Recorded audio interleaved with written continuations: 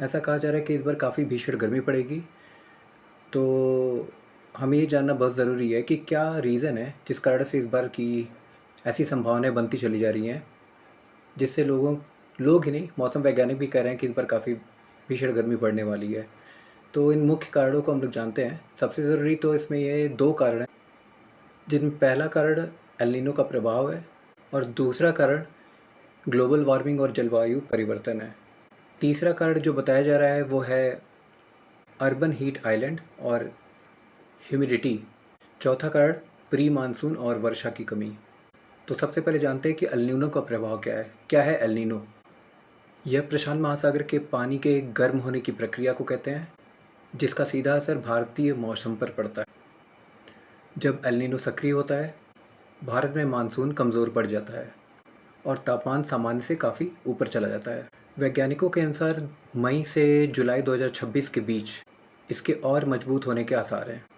Global warming के कारण इस बार लू, जिसे हम हीट वेव्स कहते हैं, वो काफ़ी जल्दी शुरू हो चुकी है। हिमालय में कम बर्फबारी हुई है। इस साल हिंदू कुश हिमालय क्षेत्र में बर्फ़ की मात्रा सामान्य से 28% तक कम पाई गई है। कम बर्फ़ का मतलब है पहाड़ों से आने वाली ठंडी हवाएं कम हो जाएंगी, जिससे मैदानी इलाकों में गर्मी बढ़ती चली जाएगी। हर जगह का डेवलपमेंट होना ये दिखाता है कि हर जगह कंक्रीट अब ज़्यादा मात्रा में फैल चुकी है। पेड़ों की कमी के कारण शहरों में गर्मी फंस जा रही है, जिससे रात को भी तापमान कम नहीं हो पा रहा।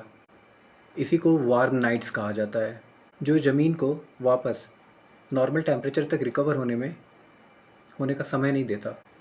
इस बार केवल तापमान ही नहीं, हवा में ह्यूमिडिटी भी सामान्य से काफ़ी ज़्यादा रहने वाली है। जब गर्मी और नमी एक साथ बढ़ती है तो पसीना सूखता नहीं। इससे शरीर का तापमान खतरनाक लेवल तक ऊपर जा सकता है और इसी को वेट बल्ब टेम्परेचर कहते हैं। कई जगहों पर आपने सुना होगा वेट बल्ब टेम्परेचर क्या होता है।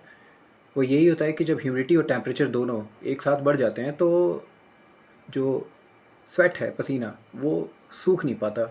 अगर मार्च और अप्रैल के दौरान बारिश कम होती है या प्री मानसून शावर कम होता है तो मिट्टी शुष्क पड़ जाएगी। सूखी मिट्टी सूरज की किरणों को सोख के वातावरण को और अधिक गर्म कर देगी और इस बार की प्री मानसून शावर की संभावना काफ़ी कम बताई गई है। दोपहर 12 से 3 के बीच में घर से बाहर कम निकलें और हाइड्रेटेड रहने की कोशिश करें।